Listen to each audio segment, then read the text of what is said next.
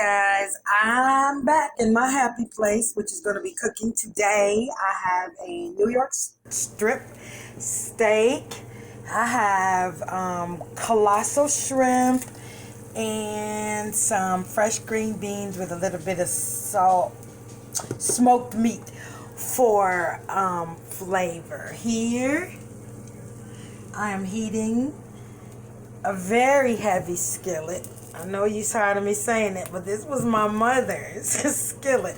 So I'm heating the skillet while I season my New York strip. This is a house seasoning, just equal parts of salt, pepper, garlic powder, onion powder, paprika, and thyme. I am going to sear that steak in butter.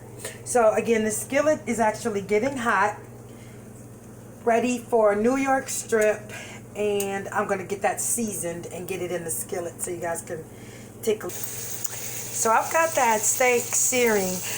It's really high. The whole point here is to build a crust on the outside of the steak. It looks heavily seasoned because it is. You have to put a lot of seasoning on the outside because it doesn't exactly permeate. I can't wait to show you what kind of a crust I'm going to get. Leave the steak alone. Later on, these juices, which is nothing but beef, pure beef and butter, I'm going to be basting the other side of the steak with. But first, I have to leave it and show you what that crust looks like that we're trying to achieve. So I don't want you to miss that crust. I definitely got it from the other side. This is just me basting the top of the meat again. Now it's the top of the meat. It was the bottom that was getting crusted. And that's the top of the meat. So I want to allow, this is just butter and pure beef juice, permeating as much of the meat as possible, just for that flavor. We're getting flavor. Butter and beef, they go together. So do the same thing with a burger, a really fine cut like Angus or Kobe beef burger, but steak should be basted with the juices that it's creating. So I've got kind of a thick piece of meat here, and I don't like rare. So after I get the crust achieved, then I can do one of two things and put this in the oven or just lower the temperature, maybe even with a lid, so that I can achieve the the middle of the meat cooked. And if anybody understands, if you don't like it medium or well, then you're gonna cook it less. But soon I'll turn the fire down because I believe I've achieved the crust that I was looking for. I gotta show you my shrimp. So I've got that steak in the oven right now, so that the middle, so I have no pink when I'm serving it. It's well crusted. All right, so I have moved on. I've got some colossal shrimp here, and yep, frying them in lard. Still working on those fresh green beans. I'm simply going to season these shrimp with my house seasoning and some Old Bay. And I am going to flour batter them. There's a little water in there. I'll make more of a batter than just a flour.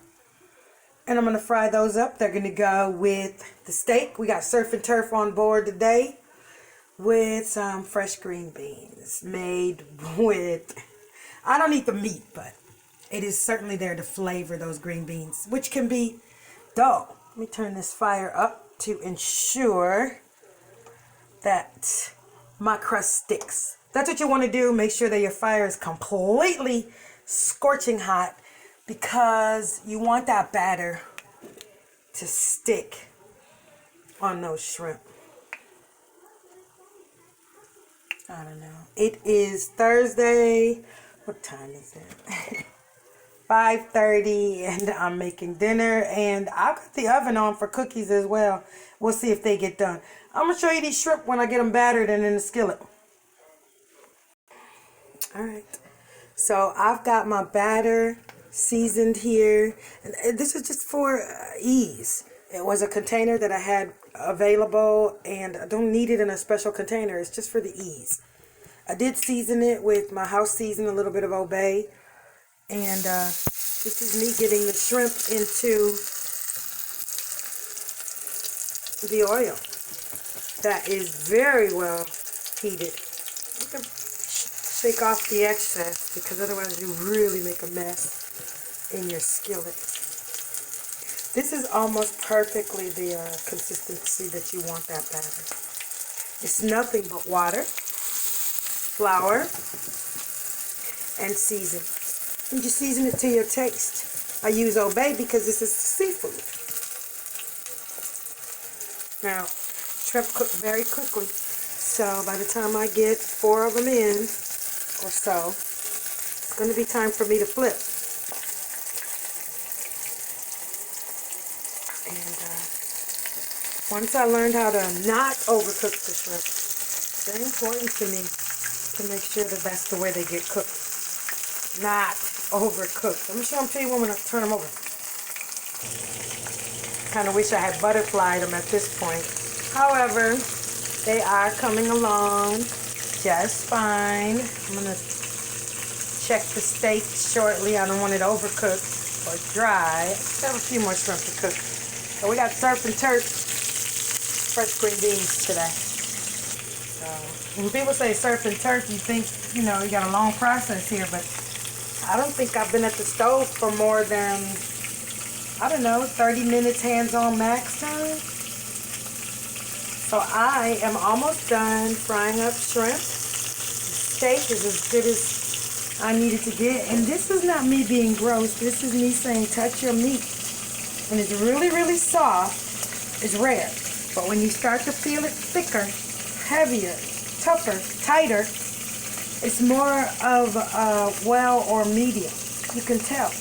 And I happen to prefer mine that way. And although I didn't cook this as a really good cut of meat, New York strip, I'll just need to cut it across the grain and it'll be plenty tender for me to. I can see these can go off, and as far as I'm concerned, I'm done cooking. Would have been nice. I almost made some bread to go with it. So I'm going to get these out of the skillet, these last few shrimp. And then I am going to plate up and share that with you. So we're done cooking.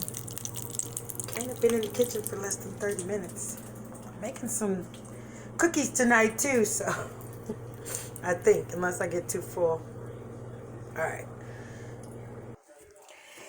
Here we are, completely plated up. We have surf and turf. And the only thing I have on this steak is just some of the jus. It's an au jus. And yeah, I'm looking forward to that. So I hope you enjoyed watching. I certainly enjoyed cooking for you, with you, for me. Stay healthy. Be well.